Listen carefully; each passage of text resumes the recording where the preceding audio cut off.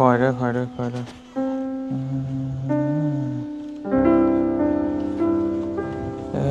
ไปจังซี่เนาะมีต้นกระบะตัวนี้นั่งก่อนนั่งก่นี่อนสิเลย โอ้ยเนาะ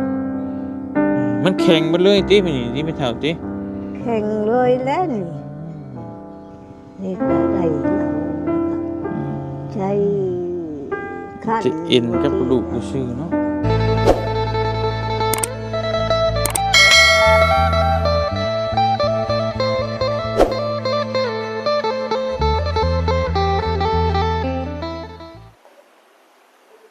อ้าวพี่น้องเนาะเปิดคลิปเปิดภาพมาพบมาพอกัน คือเก่าพี่น้องเนาะอ่ะก่อนไปครับไปชมคลิปพี่น้องกับทักทายสบายดีสบายดีสวัสดีพ่อแม่พี่น้องกันเบิดสู่หูสู่คนพี่น้องเนาะว่าสิเป็นพี่น้องฝั่งไทยฝั่งลาวหรือทางต่างประเทศพี่น้องเนาะก็ยินดีต้อนรับเข้าสู่ช่องของบ้านแอดบ้านนาอีกแล้วพี่น้องเนาะเอากับสบายดี FC ทุกทานเนาะ FC ทางอ้ายเตียงทองเพิ่นนำเด้อเนาะ FC ใจบุญทุกทางพี่น้องกับสบายดีด้วยสวัสดีพี่น้องเนาะอ้าวมาพบมาพอกันกับมีเรื่องราวสีมา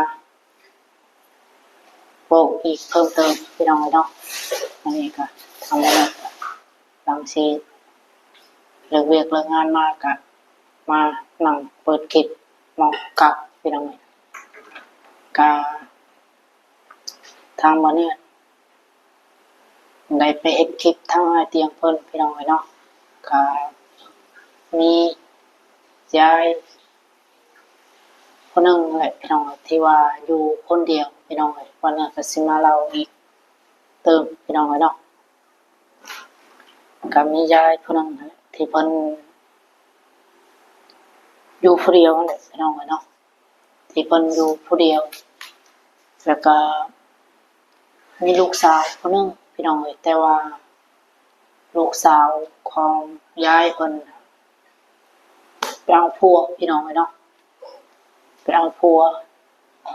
อยู่บ้านผัวแต่บ่ฮู้ว่าอยู่บ้านใดพี่น้องเนาะก็เลยบ่ได้มาหาแม่เลยพี่น้องก็ทางยายเพิ่นก็อยู่คนเดียวพี่น้อง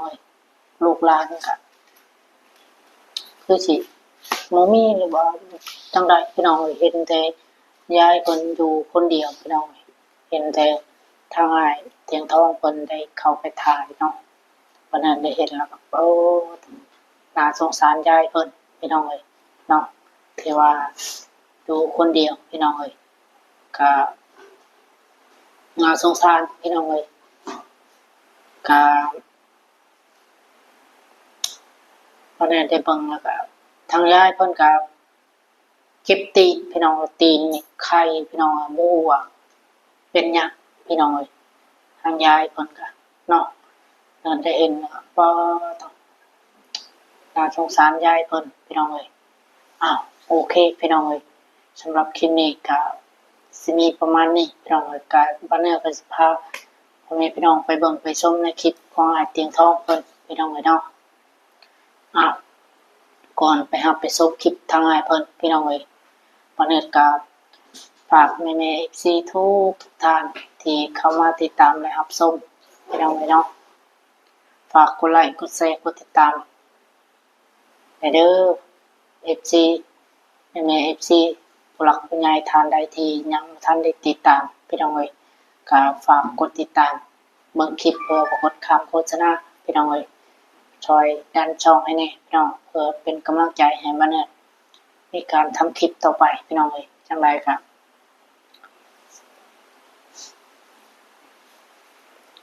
ไปเบิ่งไปชมนำกันพี่น้องในคลิปทั้งหลายเพิ่นทั้งยายเพิ่นเนาะหลายๆคนอาจจะบางคนก็อาจจะบ่ฮู้พี่น้องถ้าว่าผู้ใดที่ยังท่านได้ ติดตามหรือว่าผู้ที่เขามาติดตามใหม่กับเพิ่นก็อาจจะบ่ฮู้พี่น้องถ้าผู้ใดติดตามมาโดนในคลิปท่องให้ถึงท่องเพิ่นก็อาจจะฮู้พี่น้องเนาะเพราะว่าทางอ้ายบาลีเพิ่นได้ถ่ายลงอยู่พี่น้องเนาะทางทีมงานของอ้ายเพิ่นนั่นแหละพี่น้องก็ได้ถ่ายคลิปทางยายเพิ่นไปดนแล้วล่ะพี่น้องซอยเรือเพราะว่าสิเป็นขนมมีหยังซื้อไปให้ยายเพิ่นพี่น้องเพราะว่าสิเป็นเงินเป็นหยังเนาะก็ซอยเรือเบื้องต้นพี่น้องถ้าว่าผู้หลักผู้ใหญ่ท่านใดเห็นคลิปนี้พี่น้องเนาะก็อยากสดชอยยายเพิ่นพี่น้องก็ติดต่อหาช่องทางของอ้ายเตียงทองหรือว่าติดต่อช่องทางของอ้ายบาลีเพิ่นได้พี่น้องเนาะเพิ่นยินดีต้อนรับเสมอพี่น้องยินดีต้อนรับที่จะเป็นสะพานบุญให้พี่น้องเนาะเอาโอเคพี่น้องก่อนไปเอาไปส่งคลิปวันนั้นก็ขออนุญาตเจ้าของคลิปทางอ้ายเตียงทองเพิ่นเด้อเนาะที่ได้เอาคลิปมาแอคชั่นให้กับพี่น้องเฮาได้เบิ่งได้ชมไปพี่น้องจังไดก็ไปเบิ่งไปชมนำกันเลยพี่น้องเนาะพี่น้องเนาะกราบทักทายสบายดีพ่อแม่พี่น้องเบิดสุขสุขคนพี่น้องเลยเนาะกราบทักทายสบายดีตอนค่อยคำลงเลงก็สิเลงแล้วแหละพี่น้องเอ้ยมื้อนี้เฮากะสิมาหายายเพิ่นที่อยู่ผู้เดียวนั่นแหละบ่เตียงก็มาหาหลายเทื่อแล้วแหละเนาะพี่น้องเนาะอยู่บ้านหนองบัวไซเมื่อจะพังทองแขวงสวรรณเขตแต่บ่ฮู้ว่าเพิ่นสิอยู่เฮือนหรือบ่เนาะพี่น้องเนาะเมื่อยกลับไปหาคนนี่ละคุณพี่น้องเอ้ยช่วยเหลือคนกล้ามยำลำบึกหันมาช่วยคนทุกข์คนยากคนเฒ่าคนเด็กหน่อยเด็กๆดีกว่าเนาะแต่บ่ฮู้ว่าเพิ่นสิอยู่เฮือนหรือบ่ว่าเตียงซื้อแนวกินมาให้เพิ่นยายเอ้ยยายอยู่เฮือนบ่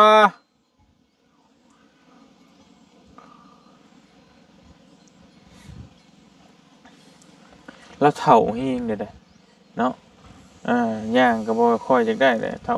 อยู่ผู้เดียวมีลูกสาวคนหนึงอันนี้ก็ได้พี่น้องเอ้ยเนาะอธิบายฟังพี่น้องผู้ที่ตามคลิปบ่ทันนะบางเทื่อเพิ่นอาจจะยังบ่เข้าใจเพิ่นมีลูกสาวคนหนึงไปเอาผัวอยู่น้ำผัวบ้านผัวจักอยู่ไสบ่มาเยี่ยมแม่เลย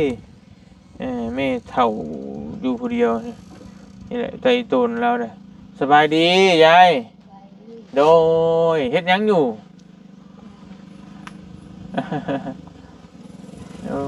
ยเนาะเฮ็ดหยังอยู่บ่กินแล้วข้าวน้ำกินแล้วโดยได้หยังกินมื้อนี้กินแล้วหากินปลาบริบริมาเยี่ยมบ่บริมาเยี่ยมจื้อเฮาอยู่บ่จื้อเฮาอยู่บ่หาบุคักเท่าไหร่เหลือรู้ไว้มาเบิ่งใกล้ๆดูยามมาเบิ่งใกล้ๆดูแม่นอยู่บ่โอ้ยไปบ่ได้เลยบ่น่ะลงมาตารางบ่ได้เลยบ่ไปก็บ่ได้โอ้ไปจังบ้านจังเมืองก็บ่ได้ไปบ่ได้ก็บาปเลยแล้วก็นอนเมื่อยนอนแล้วก็นั่งขอโทษด้วยไม่เท่าเด้อนี่ไม่เนี่ยบ่ได้ยินเสียงเมื่อยนอนแล้วก็นั่งติโอ้ยพี่น้องเอ้ยเนาะจื้ออยู่บ่บัดนี้จื้ออยู่บ่เห็นหน้าเฮาจื้ออยู่บ่เล่นผู้ไล่เตียงทองเก่งทองโดยจ้าจื้ออยู่บ่เห็นเลยบ่เห็นอยู่หักผมมั่วนี่เห็นมั่วบ่โอ้ยพี่น้องเอ้ยเนาะตาก็บ่เห็นแล้ว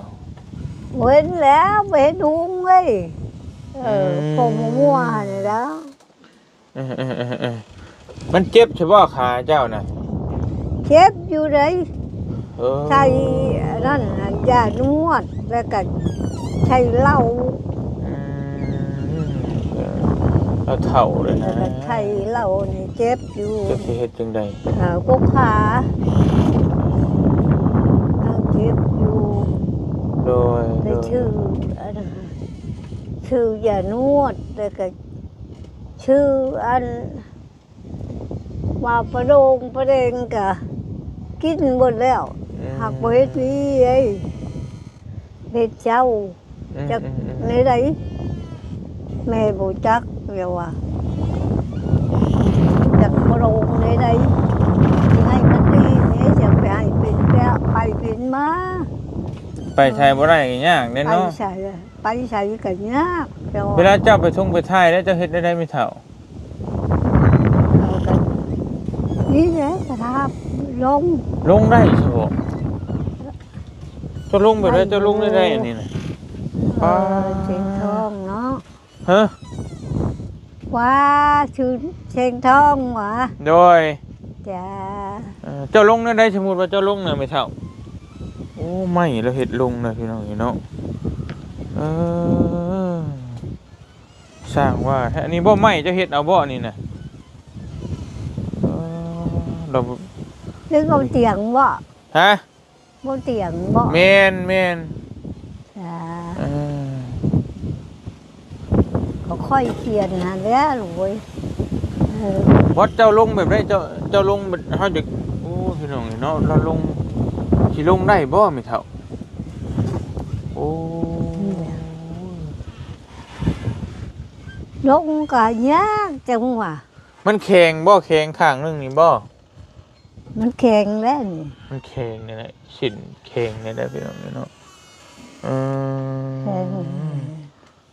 จะเฮ็ดได้เจ้าลงผู้เดียวเฮาจะฮู้ว่าเจ้าลง นี่ ผู้เดี ได้ ยว ชูดไปมื้อที่แล้วคันโลก ชูดมาแล้วเบิ่งดูชูดมาแล้วเบิ่งดู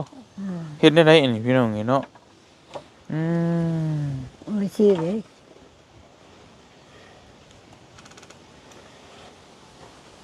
โอ้ยเนาะ เฮ็ดว่าเฮ็ดไม่หาว เจ้าเฮ็ดเองบ่ เฮ็ดเองนี่แหละ โอ้ยช่างว่าเด้ หาพื้นหาขวาพื้นแต่มันบ่มีพื้นลัง บ่มีพื้นดัง จ้ะ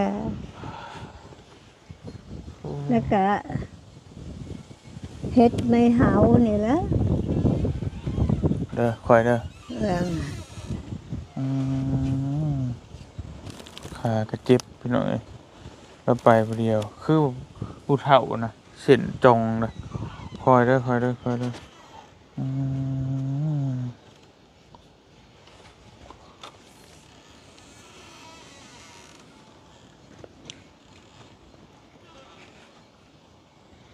อยู่ฮู้เวลาเราไปถ่ายเบาถ่ายนักไปเข้าห้องน้ำเราไปแบบใดพี่น้องเนาะก็แบบเด้ไปจังซี่เนาะ ไปวิ เดี๋ยว ธีแล้ว เฮาสิบ่จับเราลงเบิ่งเราไปผู้เดียวแล้ว ไปหยังบ่ได้แล้วหยังไว้คือที่เรา เอาย่างมาย่างมาได้บ่จะไปฮอดพุ่นบ่ ไปพุ่นแล้ว โอ้ หาพุ่นนี่แหละละคั่วนี่แหละนี่ก็ได้ โอ้ย แล้วก็ฉูดคือวิธีแล้วก็นั่งแหละบัดมันย่างบ่ได้เด้ ย่างบ่ได้แล้วก็นั่งบัดนี้เนาะ นั่งฉูดไป พี่น้องเอ้ยผู้ตายคือเป็นอย่างนี้เด้โอ้ยนั่งก่อนเจ้าเอ้ยอีตุนกระบาบเจ้านี่นั่งก่อน วิธี โอ้ยที่แล้วเฒ่าเลยเนาะยากโอ้ย ยากคันเดียวจะว่านี่มันแข็งแล้วนี่เอ็นนี่มันแข็ มัน ง แข็งเลยเหรอเนาะ แข็งเลย ลูกชราอะไรพี่น้องก็สิเฮ็ดได้นั่งรถเขาสิจับไปให้บ่ล่มดอกกลางคืนก็ยังก็ลงแบบนี้บ่เจ้าเห็นหุ่งบ่ หมดแล้วก็อยู่เพื่อนผู้หลว ไปเจ็บท้องได้ซะ ฮะ ไปเจ็บท้องกลางคืนเฮ็ดได้ได ก็มีเนวใส่หันแล้ว มีเลยใช่เอาบ่แพมเพิร์สเฮาสิซื้อมาให้ เป็นเพิดใช้นุ่งนี่เอาบ่เวลาบัดท้ายบัดหยังก็ใช้หั่นโดยนะ ฉันว่า โดยคือของเด็กน้อยน่ะนะ เอาบ่ใช่อยู่บ่ ให้ลูกซื้อให้ โดยให้ชื่อมาให้ อืม อีตนเด้ เป็นคนแล้วก็แก่เลย แม่นแก่แล้วก็ทิ่มเลย จ้า เจ้าจังบ่ได้ลงไปเข้าห้องน้ำบ่ลงไปทายไปเหี่ยวอยู่ลุ่มพุ่น จ้า โอ้ย เหี่ยวก็อยู่หั่น อยู่หั่น ไทยนั่นก็อยู่หั่น โดย จ้า เอ่อ อืม ลงแบบนี้มันบ่ไหวเด้พี่น้องเนาะมันแข็งเบิดเลยติมื้อนี้ติเป็นเฒ่าติ แข่งเลยแล้วนี่ พี่น้อง มั เนาะ นขดบ่ได้ แต่ครั้งนี้ได้อยู่ติ ตัวนี้หันได้ตัวนี้บ่ได้ มันแข็งดีเลยพี่น้องเนาะขอโทษเด้อตะกี้ก็บ่ได้แข็งบ่เนาะหากะแข็งนี่บ่ แข่งอยู่แล้วตะกี้ก็ได้ แต่เฮามาหาเจ้า ให้ แต่ก่อนผมก็คือไปได้อยู่เนาะแต่หลายเดือนหึงก็ไปอยู่ นี่ใช้ไปไหนไปบ่ได้เลยชูดดูที่แล้ว แต่หึงตะกี้นะแต่ แต่ว่า แต่หลายๆเดือนตะกี้พุ่นนะ ลายหันเดียวจังว่า จะไปหาฟื้นหาหยังก็ได้อยู่ตะกี้น่ะบ่น่า ลื แม่ ม บ่ได้ เห็นแล้ว นะ ลืมเลย แม่ชูดนี่หาพูดนี่ บ่ตั้งแต่ คันตะกี้เชอ ตั้งแต่ปีกายนี่ คันปีกายเชอได้ แม่นนั่นแหละปีกายนั่นน่ะ ปีกายหันเดียวแต่มันหากระแข็งอันนี้บ่มันหากระแข็งบ่หากระแข็งได้จักเดือนแล้วนี่ ได้ปีหนึ่งพูดล่ะ เมื่อเตียงกันโดนๆมาเยี่ยมแล้วเธอนึง เดือนฉี่เดือนฉี่เด็กอะยังบ่ฮอดปีแต่ว่าเดือน4อันนี้มันก็เดือน12จะฮอดว่าหรือบ่ฮอดแต่เดือนฉี่ 7-8 เดือน ใช่นี่แหละ เดือน 7-8 เดือนนี่แหละมันเฒ่าอะไรเฮ็ดได้เนาะไม่เฒ่าเนาะ ฮะ ว่ามันโรคชรามันเฒ่านี่แหละถ้าจักสิเฮ็ดได้วะมันก็แข็งก็ยังไปหั่นแหละเฮาโดดสิช่วยเจ้าแบบใด ลงแล้วคันแต่อาหารลงตารางพุ่นละลงอยู่พี่แล้ว หูแล้วก็บ่ได้ยินนี่นะพี่น้องหูจักตึงนั่นนิดจังหน่อยมันไปบ่ได้ย่างบ่เป็นเดี๋ยวจะกวกบ้านกลางเมืองอุกใจแม่นี่ก็ได้เดี๋ยวว่าจะไปมาก็บ่ได้เดี๋ยวว่า อุกแลมันเป็นมันย่างบ่ได้ หากินน่ะเด้อ จักสิเฮ็ดได้ไดเนาะ มึนเด้นี่มึนตะกี้แห้งมึนกว่านี้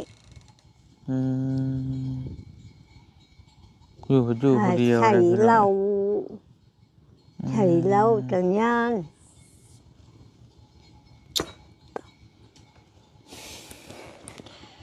โอ้ยเนาะสิเฮ็ดได้ไดแต่ก็บ่ได้เจ็บได้ปวดใช่บางอื่นมีแต่แข็งตัวนี้แหละติ หนึ่งเทื่อกะมันนั่นหั่นล่ะบ่ มันเป็นแบบใด นั่นแหละเจ็บอยู่ยุบแล้ว ย่างยุบใช่บ่มันตอดยุบนึบโดย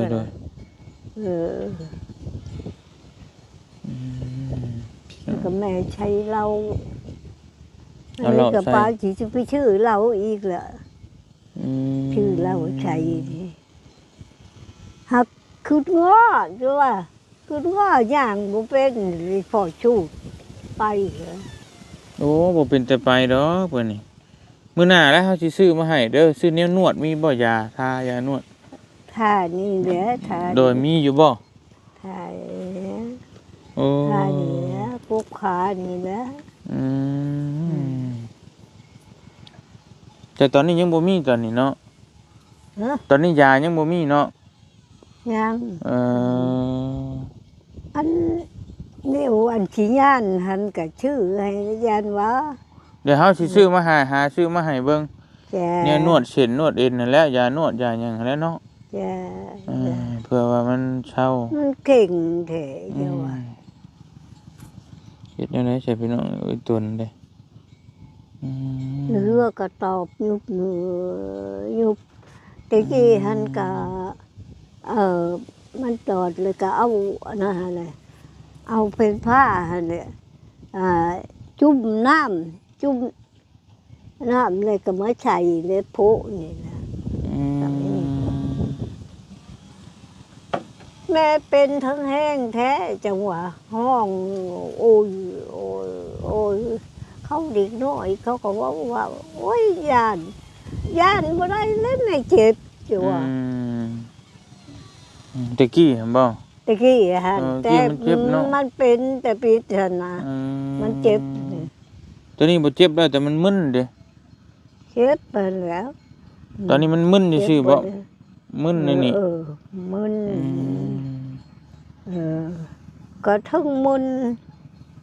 ก็ทั้งอยู่จังหั้นแหละครบไปแล้ว สารปิแหละมันเป็นเนี่ยเนาะ เออ มันแข็งเลยเนาะแข็งแบบ เข่งแล้ว แข็งแบบเบาอันน่ะบ่เนี่ยบ่แซม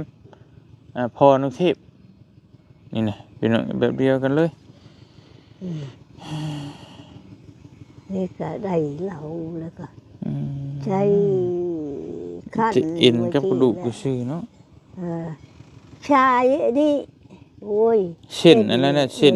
เส้นเออ อืม แล้วก็หอดพี่แหละหอดกุกขานี่แหล้ว แต่แข็งข้างเดียวข้างนั้นน่ะบ่แข็งติข้างนี้นี่เลยอ่อนพี่น้องเนาะเป็นน้ำเส้นเนี่ยเนาะโอ้นี่อ่อนๆนี่บ่แข็งเนี่ยอันนี้อ่อนๆนี่อืม แค่ว่าเอ็นตายนะ แม่น โอ้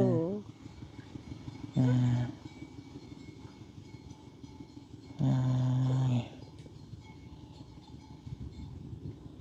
เห็นแบบนี้แล้วก็เนาะพี่น้องเอ้ยรู้สึกสลดสังเวชจังไดบ่ฮู้เลยว่าแบบเฮาเฒ่ามาเฮาต้องเจอแบบ ผู้ นี้ จัก นะ ได้จิว่าแม่ จั ก็ กแน ได้ วสิเว้าไม่เฒ่าเอ้ยคือเฮาก็ต้องทำใจนะว่าเฮาเฒ่ามาเฮาต้องเป็นแบบนี้จักสิเฒ่าจักสิฮอดอายุยืนสำเราหรือบ่เจ้าฮอดแล้ว90เนาะฮอดแล้วเนาะ ดึงเองนี่แหละลูกเว้ย ฮะ ว่าอายุเจ้า ค่อยชู อายุเราบ่จักเจะฮอดอายุเจะฮอดจักปีล่ะ โอ้ยเฮ้ยจะจักปีแล้วยังบ่ทันบ่จักได้ บ่จักเนาะ ปีได้ บ่ได้จดไว้เนาะ จ้า อืม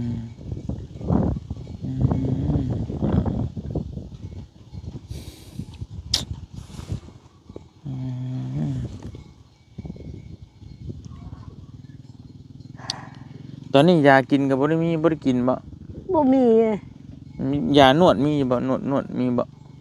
ยานวดก็สิเบิดเลยเด้นวดนะยานวดนั่นนะ อืม ยังหมดกกมันหันแหละกระนวดนั่นแหละหอมไม้เจ้าว่าบ่มีเหลา เดี๋ยวเฮาซื้อมาให้เป็นหยังพี่น้องเอ้ย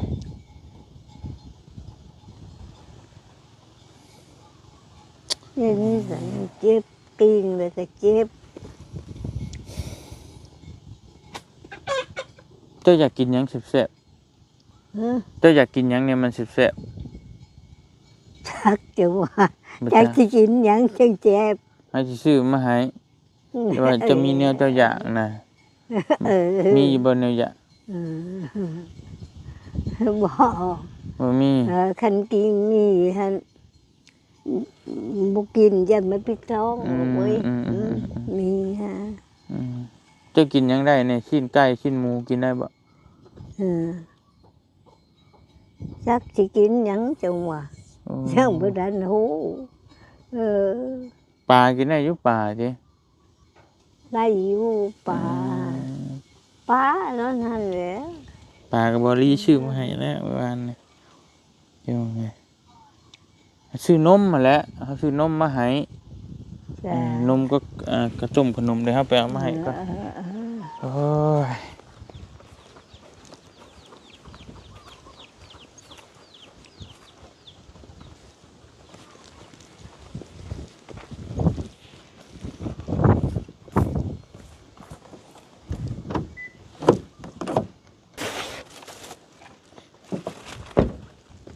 รถเตียงซื้อนมขนมแล้วก็ปิ้งไก่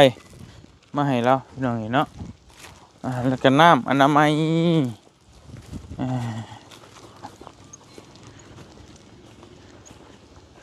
พอน้ำนี่ก็นี่แหละพี่น้องเห็นเนาะเล่านะน้ำนี่ก็เจ้าไปเอาอยู่ใช้น้ำกินอันนี้เด้เขาเอามาให้อันนี้อันเขาซื้อมาให้ตะกี้น่ะเบิดละยังเขามาอีกเด้เพิ่นเอามาให้อีกบริบ่เอามาให้บริแล้วก็คือว่าบ่ย่างแน่ยังบอกดีแล้วใช่ไหมเขาซื้อปิ้งไก่มาฝากเด้อสี่ปิ้งจะเอาไปอุ่นกินให้ก็กินเขากับขนมกับนมอันนี้คือน้องหาก็กินเบิดกินนี่นมก็ได้นมนี่กินแล้วบ่กินแล้วบ่ฮะกินแล้วจะกินแล้วอิ่มแล้วบ่ตอนนี้พอแล้วโอเคเอาไว้นี่เด้อเอาไว้กินโอเคขนมได้กินแล้วขนมกินแล้วบ่ขนมเอาแล้วบ่กินแล้วขนมผู้เฒ่าได้พี่น้องนี่เนาะกินเท่านั้นหน่อยเจ้ากินนมเดี๋ยวนี้ป้าชาขึ้นตั้งเฮือนเฮาสิเอาขึ้นไปไว้ให้พี่น้องนี่เนาะเจ็บได้นี่เด้โอ้ยพี่น้องเอ้ย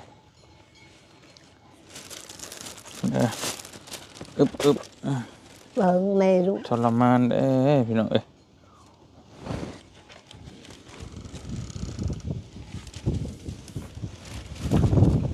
อยู่ผู้เดียวเนาะบัดเป็นลมมันยังมากเลยที่ได้ดิปุ๊บมาอาจจะโจมขึ้นเด้อแล้วค่อยขึ้นเลย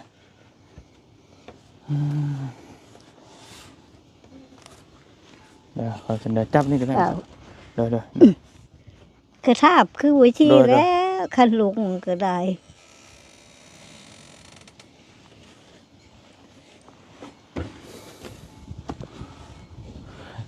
เห็นในรูมือได้บทเทียงกันพี่น้องเนาะ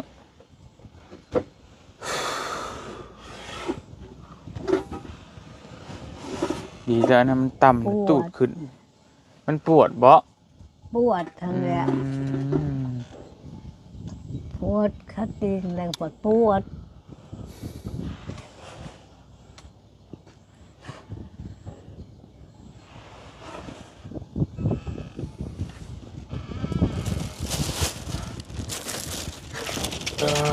นี่เฮาไว้ให้นี่เด้อโอ้ยพี่น้องนี่เด้เห็นแล้วก็หดหูใจนั่นสองแท็กนี่กินได้จังมื้อนี่ประมาณจังมื้อเจ้ากินพูดแล้วลูกเอ้ยได้โดนเติบติได้หลายมื้อเด้อ3 มื้อนั่นล่ะโดยเอาไว้กินเด้อเฒ่าเด้อจ้ามื้อหน้าเฮาสิมาเยี่ยมใหม่อีกโอ้ยเหนื่อยนำเด้อพี่น้องเอ้ยนี่ไปหาฟืนเพิ่มไทยทาน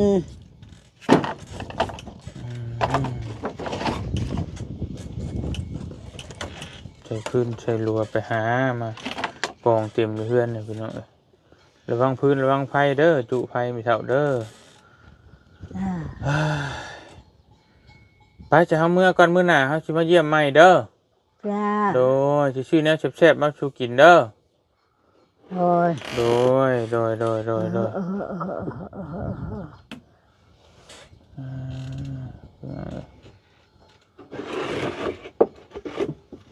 จะอาบน้ำอาบในก็อยู่ใส่แบบใดอยู่นี่ได้เนาะ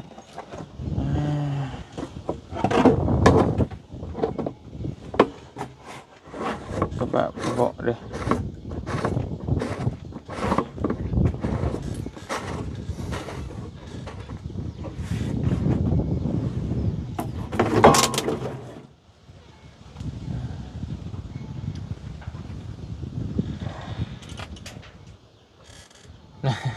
ไปหาเมื่อก่อนเด้อบัดนี้เด้อ ดี โดยสบายดีเด้อแม่เฒ่าเด้อ ให้อยู่ดีมีแห้ง โด เด้อย โอ้ยให้หดเอื้อนหดด้าน โด เด้อย สาธุสาธุสาธุ หดนี้จ้า สา ธุ ธุสาธุ ให้มากะเบิ่งได้รวย โดย ยาชูนั่นนั่นเลย อืม เบิ่งก็คักได้ไปก็ได้ โดยเอาเงิน100,000เอาไว้ซื้อกินเอาอยากหยังก็ไว้ให้ลูกหลานไปซื้อเอาเด้อนักเทื่อเฮาบ่ได้เข้ามาเด้อ จ้า โดยเฮาบ่ได้นักเทื่อเฮาบ่ได้เข้ามาเลยให้ลูกหลานไปซื้อให้เด้อ จ้า โดย จ้า สาธุ ให้ โดยเอาแข็งแรงไปไว้ โดยอึ๊บมาขอไม่เนี่ยอึ๊บโอ้ยไป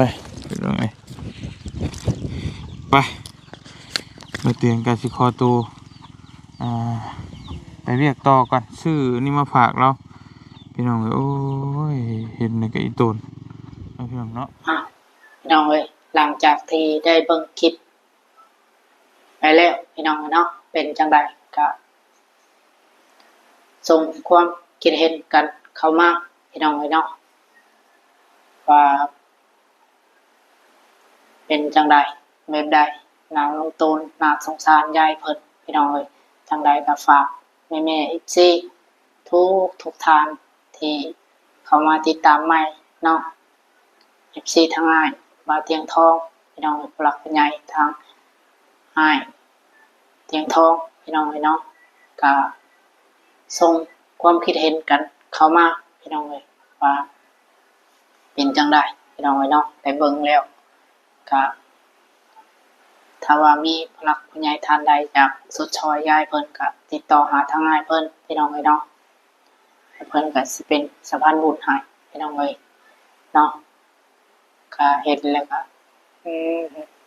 น่าสงสารยายคนใดพี่น้องเนาะเพราะว่าเพิ่นอยู่คนเดียวพี่น้องอยู่คนเดียวอีกอย่างก็ผู้เฒ่านี่พี่น้องเพิ่นได้เบิ่งแล้วก็น่าสงสารพี่น้องก็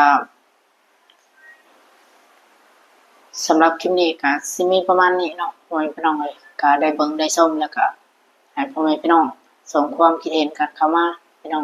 เนาะสำหรับคลิปนี้วันนี้สิขอตัวลาจบคลิปพี่น้อง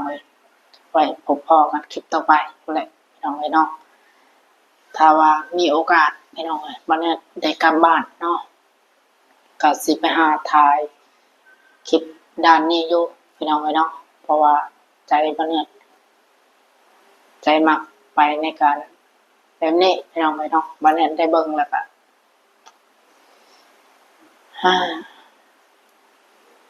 ก็ดีใจพี่น้องในคลิปของอ้ายเพิ่น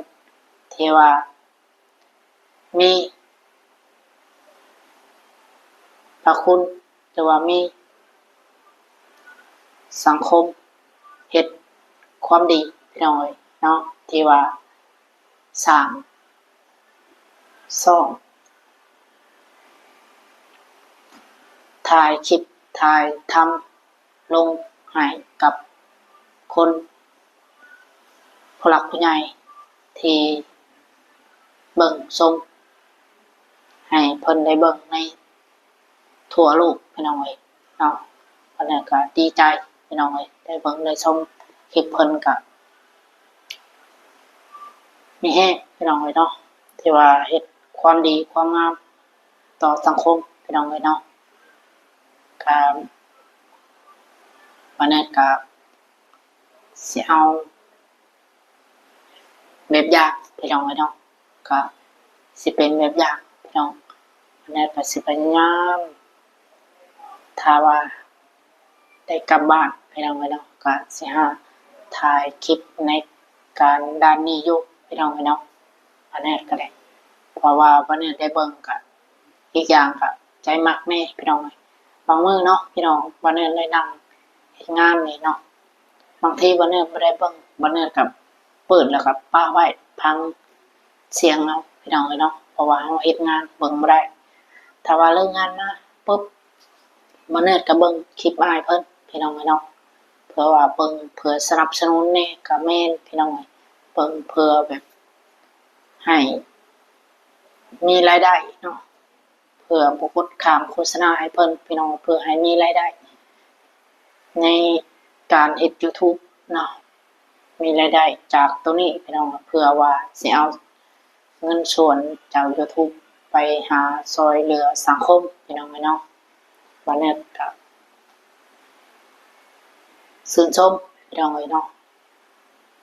ก็ได้เบิ่งคลิปมาให้เพิ่นตลอดพี่น้องโอเคสำหรับคลิปนี้ก็สิมีประมาณนี้พี่น้องก็ขอบคุณFC ผู้หลักผู้ใหญ่ทางไอเตียงทองเบิดทุกท่านพี่น้องเนาะที่เข้ามาติดตามและรับชมแล้วก็เป็นกำลังใจให้มาเนี่ยพี่น้องอย่างไรก็เป็นจังไรก็คอมเมนต์ความคิดเห็นกันเข้ามาพี่น้องเนาะถ้าหาว่ามาเนี่ยเฮ็ดผิดพลาดกันใดก็ต้องกราบขอโทษขออภัยหลายๆเด้อพี่น้องเนาะมาเนี่ยก็ฝากแม่ๆ FC ผู้หลักผู้ใหญ่ทางไอเตียงทองทุกทานเด้อเนาะซอยเบิ่งคลิปให้แน่พี่น้องเนาะพอมีรายได้รายจ่ายพี่น้องเนาะประเทศก็สู้ต่อไปลงคลิปต่อไปพี่น้องเพื่ออยากมีรายได้พี่น้องเพื่อให้มีรายได้เพิ่มเติมพี่น้องจังไรก็ฝากให้เด้อเนาะฝากแม่ FC ทุกคนโอเคพี่น้องสำหรับคลิปนี้ก็สิมีประมาณนี้เนาะก็สิจบเพียงเท่านี้พี่น้องเพราะว่ามื้ออื่นสิสู้เวียกสู้งานพี่น้องก็สำหรับคลิปนี้ขอบคุณผู้หลักผู้ใหญ่ทุกท่านที่เข้ามาติดตามและรับชมพี่น้องเพราะว่าสิเฮ็ดธุรกิจการงานใดก็ให้เจริญรุ่งเรืองก้าวหน้าเด้อเนาะเพราะว่าสิทำธุรกิจการงานใดพี่น้องว่าสิไปทางใดก็ให้ตลอดปลอดภัยพี่น้องก็ให้อยู่ดีมีแรงสุขภาพร่างกายแข็งแรงเปิดสู่หูสู่คนพี่น้องสำหรับคลิปนี้วันนี้กล่าวคำว่าสบายดีสวัสดีพ่อแม่พี่น้องกันเบิดสู่หูสู่คนพี่น้องเนาะพบพ่อกันคลิปต่อไปพี่น้องบ๊ายบายเนาะพี่น้องเนาะ